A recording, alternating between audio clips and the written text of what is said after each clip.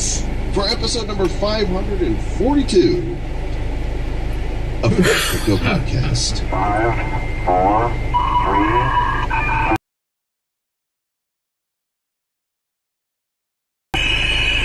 Who's bad? And you can kiss my axe. Welcome to the Bad Crypto Podcast, the show for the crypto curious and the crypto serious. If you're serious about your grip, you're in the right place. Yar, matey. That's a different accent. Sorry, my bad. That's okay. Use whatever accent you want. You know, this is the multi-accentual episode. You might find that you be a leprechaun. It's a Joe Leprechaun. We're duck-going the things so you don't have to, folks. You're welcome. Heard around the world in something like 180 countries or so, somewhere around 10 million downloads. Numbers are fun, and gaming is fun. You guys are really going to dig what's happening today. By now, if you listen to the show, you've heard of Axie, you've heard of the stuff Animoca's doing, you've heard of Splinterlands, but you are going to actually be blown away at what you discovered today. That's true. This one is, I mean, these are folks in games, right? And invest your digital assets with Matrix Port's one-stop financial platform app. You can choose from dozens of innovative investment products. Earn, save, trade, invest in one place. Learn how easy it is to earn 30% on your percent. Download the app today. Bad metaverses. The online gaming world. You've heard us talk a lot about the sandbox. You've heard us talk a lot about Splinterlands. But there is a gem out there. Many of you may not have heard the Vulcanverse and the company Vulcan Forge. Trust us on this. We discovered these guys a few months ago. We're invited to be advisors with them, and we are really pleased to present you with what might be the most badass baller MMORPG metaverse that we have seen yet. Jamie Thompson, the CEO of the Vulcanverse and Vulcan Forged, here with us today. Jamie, welcome to Bad Crypto. Thanks very much, Joel and Travis. Lovely to be here. I appreciate the passionate introduction, and I may not be biased, but I totally agree with you. I don't think I'm overselling it. I really don't. Listen, if you guys are listening and you can, go to the website while you're listening. If you're driving, wait till later. But if you go to vulcanforged.com and just look at the video there on that main site, you're going to be like, holy crap. This is like the stuff I would expect from, World of Warcraft or Guild Wars or, Final Fantasy. This is not what I've seen in the blockchain space. And I don't know how more of the world doesn't know about what you're doing. So maybe why don't we back up a little bit here, Jamie, and kind of give people a little history about why you started this company, and then we'll go into, what it is you're actually doing right now. Sure, yeah. Well, I think you hit the nail on the head with how the games look, because we actually are a game studio. We came from that industry first. So we saw the value in ownership and NFTs and blockchain, and so we're one of the few companies that sort of came from the gaming studio side into blockchain. There's 14 of us game coders in-house here in Greece. We've got 40 of us around the world working for Vulcan Forge. So technology always came ahead of the blockchain element of it. So when the two came together, we get that a lot. We're like, okay, so this is actually, this looks like a proper game. And, for us, our standards are always that high. So, yeah, that's where we started out. And now we've got 8 or 9 games that we've created. We've got kind of a Hearthstone kind of game called Berserk, which is massively increasing its user base.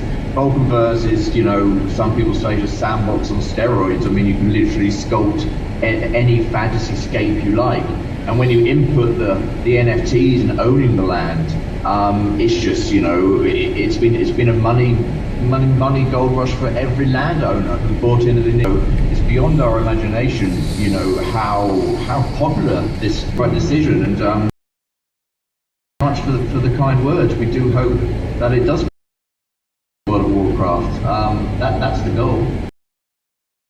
And if you guys do tune into the Nifty Show, we had Jamie on episode number 43, and we've talked about over there quite substantially. Like anytime there's some news pop a few times over there. I don't know that we mentioned it on Bad Crypto though, but we want this one because it's so cool what's going on over there on the Vulcanverse. And so, maybe talk about your strategy, as you mentioned, you have 9 games already, right? And some of these are just seriously A++ type games, and the graphics on these are just absolutely ridiculous. And so talk about your strategy initially of basically saying, hey, we're going to just build all this. You basically took the Field of Dreams approach. If they build it, if we build it, they will come. And that's what you're seeing that's happening. So talk about that. Yeah, absolutely. I mean, we've never really been into the whole crypto token, shilling hype, all that kind of stuff. So for us, like any other game studio, you just keep your head down, you build for years, and then you release the game. But here we've kind of had to learn about the whole sort of, token, crypto side of it all. And that hype is right now it's off the chart. It's coming to us the last 2 weeks, mind blowing, and it's come to us. We haven't gone out there and really tried to shill, whatever the word is, to kind of get the token out there. People have just found the games, and as I said, we work like a traditional game studio. And yeah, I can't lie, we've got some of the best artists, like award-winning artists, working for us at Vulcan Forge. Like these Vulcanite NFTs you see, how they animate the cards, they animate. We've got a national champion in ZBrush who sculpts his stuff for us. So yeah, I mean, that's pretty much it. It wasn't like we went out and said, let's just keep quiet for 3 years and build. That's what we're used to. And now finally, people are sort of seeing it, and we're not even fully ready yet, which is crazy for us. People wanting to come in and play the game when we're not out in proper release, but they love it, and it's really tight. I mean, the community are awesome. I kind of find that the blockchain community in the gaming world seems to be a lot more, I don't know, open to collaboration, a lot less tribal. I mean, we talk to the guys at Sandbox and Somnium, and everyone's very connected and wants to help everyone out, as opposed to this in the game. And as I said, we just talk to everyone and just want to sort of push blockchain gaming to where it should go. That's interesting to me. So you're working with Animoca really indirectly via the Sandbox to collaborate, and are you going to have? Is there going to be a Vulcanverse Sandbox land as well, where people can get a mini taste of Vulcanverse? That's a good idea. We haven't explored putting Vulcanverse into the Sandbox. There's no reason why we can't. We're doing it with Somnium Space, so I guess we can do it with the Sandbox. For now, we've kind of created this Sand Wizard, which is like a Vulcanite of notice. But it's just the fact that people are willing to sort of talk and collaborate, and there's no sort of you and I kind of thing with blockchain gaming. Recently, I was in Dubai talking about blockchain gaming at some conference, and I think the point I touched on was that I just don't think we've seen even the beginning of blockchain gaming yet. I mean, a lot of crypto companies, they sort of create this game which is pretty mediocre, but because they've got this token behind it, it's valued at like 200, 500 million. But in fact, the reality is it's the token that's driving that valuation. When you look at Ubisoft and Assassin's Creed, they've got to make that 200 million by selling the game. So the game just got to be good. So that's where we're trying to bridge the two industries here, really bring sort of AAA games into the blockchain world. That's a really good point what you said there, because there are quote unquote games in the blockchain ecosystem that aren't really games yet. We see it happening in Wax, which is still a lot of people pioneering the space on the Wax blockchain, but some of the games are little more than staking your cards to earn a token. There's no actual gameplay. That's why I think people are going to be blown away to see how far ahead you are, because you weren't growing a blockchain company, you were growing a gaming studio and discovered what blockchain could bring to it. And so these games are actual games. Yeah, exactly. I mean, it's crazy. I mean, the gaming industry is, $20 billion. I mean, it still makes crypto gaming look like a tiny, tiny space. So the bigger gaming companies, they don't really want to move into that industry because they don't need to. Atari, Ubisoft, they're sort of playing around with some accelerators and touching here and there, but their real piece of the pie is the gaming industry. It's enormous. Whereas the blockchain projects, they make their millions, they're happy, they don't need to sort of, push the standard of gaming. But I think we'll find that from this year, from the NFT hype, the metaverse hype, that the standard is going to be pushed up. Literally, you'll have to survive. You'll have to up the ante in terms of graphics and gameplay and all that. And that's just great. I mean, just owning your own stuff and making money and the whole play-to-earn economy. It's just so exciting for us. I mean, we've changed lives already just by people, getting some assets early on and selling them. And now we've got this new lava token being released, which you generate just by playing our games, which you can sort of sell for peer on the upcoming Vulcan DEX, which is like a DEX for gaming tokens only. It's just, it's a full-blown economy. And I was talking to Joel earlier before the interview about how funny, within the metaverse, you've got this sort of socio-political dynamics kind of sort of coming out already, where people are favouring their own quadrants. And, I'm from Hades, you're from Arcadia, and there's a hierarchy of how much land you own, and all this stuff you couldn't even imagine when you create a virtual world. Hi, my name is Joel, and I'm from Hades. Yeah, exactly, yes. That's good. Nice. Yeah, so, I mean, that's what I think a lot of the lure is of what that, you're a game studio, and the fact that you're putting stuff together, the people are actually loving it. The fans on this thing, as you mentioned, you've doubled in like the last 6 weeks or so. I think is it something that's happening in the industry? Because there's a couple other ones that have done that as well. We were paying attention to Splinterlands. They've basically doubled in the last couple of months. Is it that more and more people now are understanding and learning about blockchain games, or are they just like, what's happened in this last 2 months? Yeah, I think it's a mixture of things. I think it's sort of people finding the entry into crypto a lot easier than it was many years ago. Even with crypto kitties, it was lucrative, but it was still very difficult. So the mainstream are adopting it more, and Axie Infinity, have really sort of blown the lid off there in terms of play to earn and millions and millions, and it's not going to stop anytime soon. It's just going to get better. I mean, this is something that people predicted years ago, the power of NFTs. And once you start combining it with games that are really actually fun to play, then you've got a winning combo. But yeah, I think the influx has been due to Axie, the ease of crypto, the chance people realize they can earn, in some countries, annual wages simply from sort of playing the game. And that's probably why some games don't push the level as much, because a lot of people do play just for the cash. I think Aavegotchi actually started as a game idea, but kind of moved much more into the DeFi when they realized that was becoming more popular. And Axie have kind of got that, okay, Axie is an incredible game, but people don't care because, they can earn money off it, it's fun, it's friendly, it's like these kind of Pokemon characters. So yeah, we really... What a phenomenon that thing has been, right? I mean, good Lord, like, I'm looking at this right now, Joel, $78 for one Axie Infinity. They got 270 million tokens, and it's been insane, Jamie, watching this thing just go pop. I know. I mean, goodness knows how sustainable it will be, or maybe it will keep going, and they're upgrading soon, and just hats off to, I think it was John, who's the founder of it. I mean, these guys are pioneers. I mean, we wouldn't be with the Vulcanverse without Second Life, then Decentraland, and then Sandbox and Axie. I mean, this is just the natural evolution of where it's World of Warcraft, Minecraft. These models have been proven to be successful. When Minecraft came out, I couldn't believe that people would be interested in putting blocks together, pixel blocks, and just building. And nor did the guy that made it. It was like a German student, I think, who made it for a project for his school. And look at it now. And so all these models have been proven. And we hope to sort of bind them all. Axie grew 750 times in 1 year. Do you know the latest numbers on how many players or registered players they have?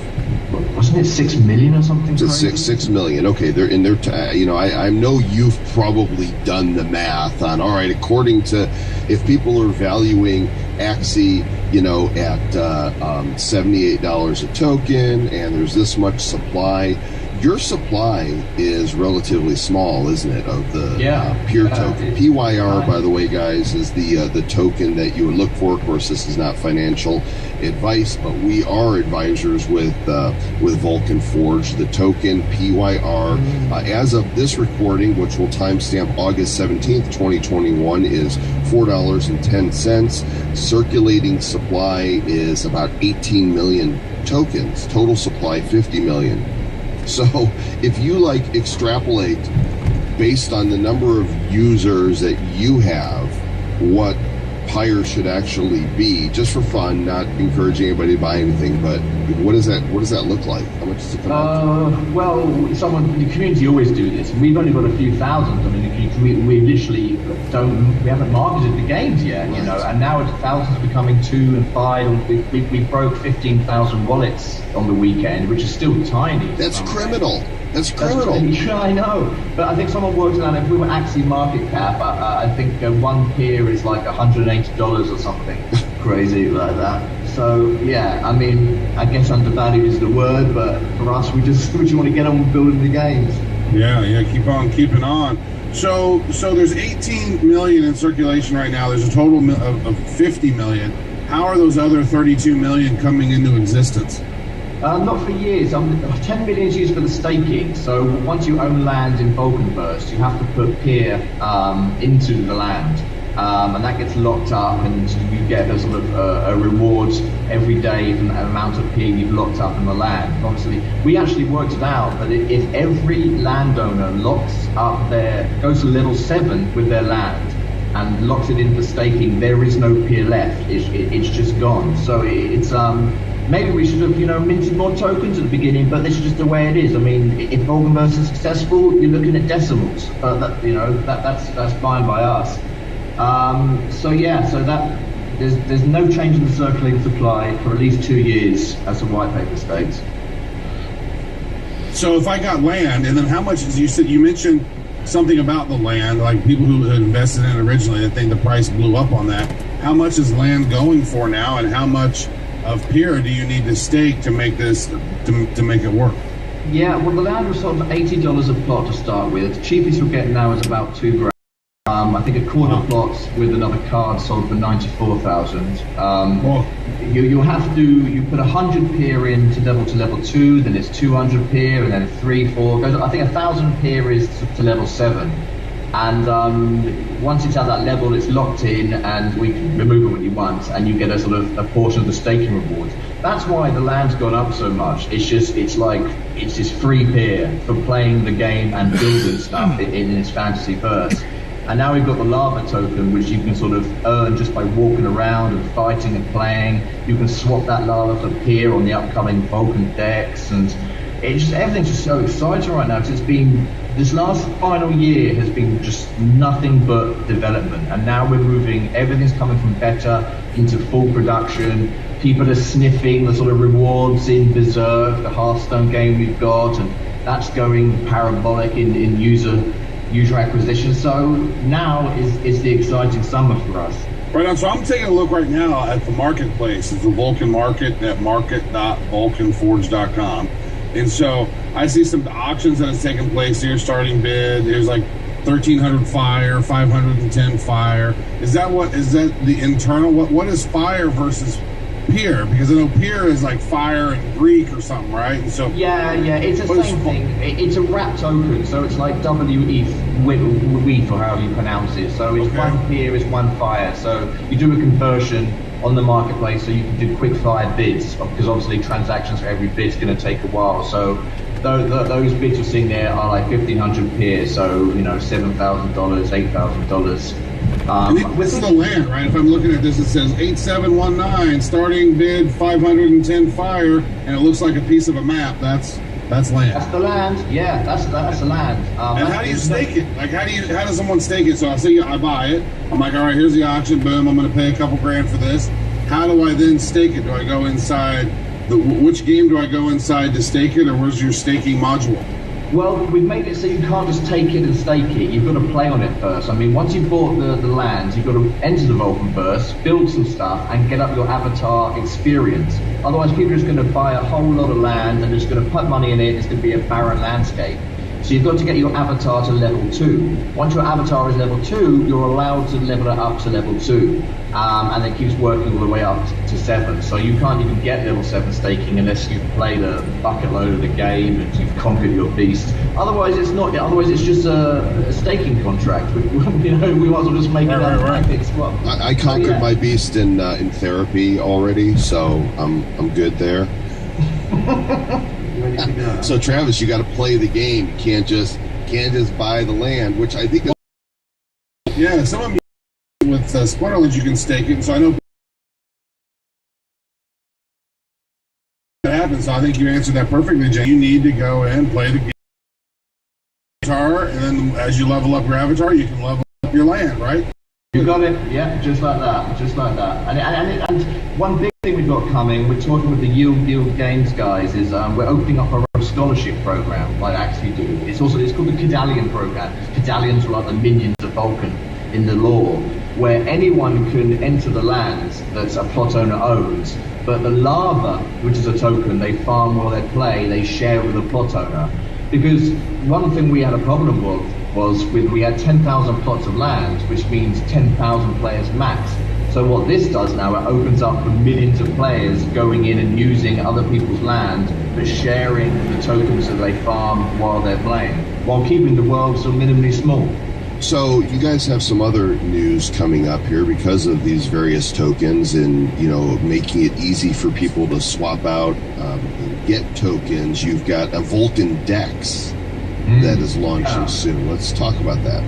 Yeah, well, that's basically we are really gamifying the Dex experience, where we're only going to be listing gaming tokens. We'll start with obviously the peer-to-lava swapping mechanism. We've got Sand and YGG and Axie. They're going to be listing there.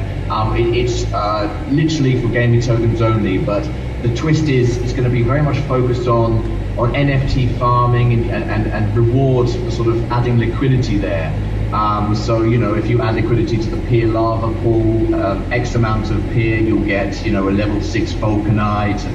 And different games are offering different NFTs and sort of qualifications, achievements for locking up liquidity in this DEX, as well as the fees on top of it. So yeah, it's dedicated DEX, so and it's cross-chain as well, of course, because peer is ported on Matic and on Ethereum and BSC. So any gaming token from any of these chains can list on the DEX and go through peer as the middle token. Now that's an interesting sort of thing that you just talked about right there. It's that peer is located on Matic, it's on Ethereum, and it's on BNB. So you can go to like Pancake Swap or you can go to Uniswap and you can access and get yourself some. Now, how does that work? Like if some of it's on BSC and some of it's on Matic, that's some really cross-chain magic going on over there. Yeah, I mean, don't ask me the technical specs of it. It's just something about bridges. We get bridges made. People can port between Matic and Ethereum, and having the BSC bridge now allows the DEX to become cross-chain. So as long as peer is that central token, it's on all these chains, then we can support gaming tokens from all the different chains. But yeah, don't ask me any of the technical magic going on there. But yeah, it works. No, I was going to ask you, and I did ask you, and so there was the answer you gave.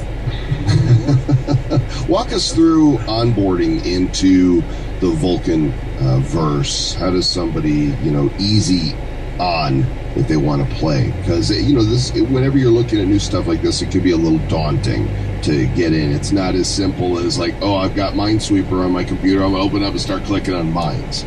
Yeah, well, actually, it's kind of that simple because it's a downloadable game. So it literally is download the launcher, double-click it, either use your Vulcan account or set up a new Vulcan account, join, click your land, and play. But right now, we do advise people to come to our Discord and just sort of join the classroom, and the community will just help you get set up. But for all our games, you use the same login. So we're partners with Arcane, now known as Bentley. So you can log in from your phone, from your browser, from your tablet, and access all your NFTs and crypto there, and share the same account across Berserk and Vulcanverse. So set your MyForge account up first, or just come to Discord/Vulcanverse, and honestly, people will hold your hand through everything you need to know. But you guys are in beta right now, so you're not just saying, hey, anybody come here and download. They have to join the Discord, right, if they want to download. Yes, yeah. It's for us to keep track of every single bug. I mean, we are in beta, so even though everything's working, well, there are bugs, and we want to keep track of all the users who are coming through. So you won't be able to get the launcher from the website. You'll have to come to our Discord, and you'll need land for now. So if you've got no land at the moment, I advise you to get land, not financial advice. Come into the Discord, have a little play, and take it from there with us. That's exactly what I'm doing right now. I'm going on in the secondary market. I'm going to grab some land, and I'm going to play it, because I've seen the graphics on the thing. The graphics are just unbelievable, and some of these, like that Frank Frazzetti NFT that you dropped there with that warrior was just unbelievable. And yeah, aren't there some others coming as well behind that? That's right. Yeah.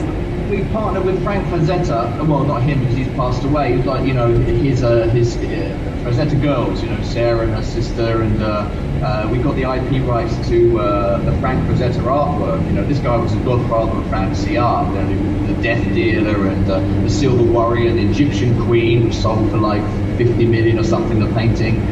They're all coming to Vulcanverse as Vulcanites. And the Death Dealer, we did a Death Dealer animated. It's the first time the Frank Frazetta fantasy work is being put in any game. So we've got the IP rights for all that. So we did a Death Dealer airdrop competition the other day, and we threw in a few other Death Dealer items, and they've all sold for hundreds of thousands of dollars already. It's crazy what people pay for these NFTs, but yeah, and the Frazetta works so well with our lore, because of course we've got the fighting fantasy authors who are writing these game books about Vulcanverse, and then they can write in the lore. And in fact, the game books are being released in September in Italy, Germany, UK, Barnes & Noble, Amazon. So Vulcanverse is really moving into a real mainstream sort of, lifestyle. Oh, that's amazing. I love that. Again, folks, this is not financial advice, but I'll just say, as a lifelong gamer, I really like what I'm seeing here. I believe this is an undiscovered gem, and encourage you to go to vulcanforged.com and vulcanverse.com. Look at what these guys are doing. Do your own due diligence on it. I can tell you this, as advisors, we're going to be continuing working with this team to see how we can help bring awareness to what they're doing, because I think the blockchain in the gaming world deserves to play a role in what's happening here. So, Jamie, I don't think you're going to need luck. I was going to wish you good luck, but I don't think you need luck. You guys got mad skills, so we'll just look forward to watching this develop and become a powerhouse. Thanks, man. I appreciate it. Absolutely. We're enjoying every second of it, and hopefully some of your listeners will pop into our Discord or Telegram and say hi, and we'll be glad to welcome you all. Travis, since this interview, I've watched Jamie's tweets on the Twitters, and they are building an augmented reality app. This app was showing the Vulcanites in his living room, like these cool, fantastical creatures. I'm like, oh, they are not stopping. This space between this and Axie and Splinterlands and Star Atlas and a handful of others, like real games, chain games, the stuff that that Adam Barlam's working on. It's about to get cray, and this is still the beginning. Yeah, very early on. So, I mean, when you think about this, is Axie Infinity, they have grown to 6 million some users or something. I've read something ridiculous. Yeah. And Splinterlands, they've just announced that they've hit 300 some odd thousand